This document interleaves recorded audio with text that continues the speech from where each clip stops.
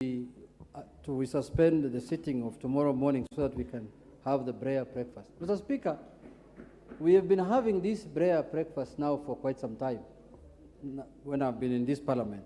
It's very important, Mr. Speaker, that people come together, pray together, reconcile together, so that the country can move forward. But, Mr. Speaker, this prayer also is a very expensive one. It's not the ordinary prayer, Mr. Speaker. The kind of food they serve there, Mr. Speaker, I don't know whether it comes through prayers also, because it's not a small thing, Mr. Speaker. So, Mr. Speaker, I don't know how we can get feedback whether God has accepted that prayer. It's what I've been looking for the last 5 years, Mr. Speaker. But having said, Mr. Speaker, I have heard the majority leader, he said he has prayed for me so that I can come back. Mr. Speaker, one prayer that I know has not been accepted is that one.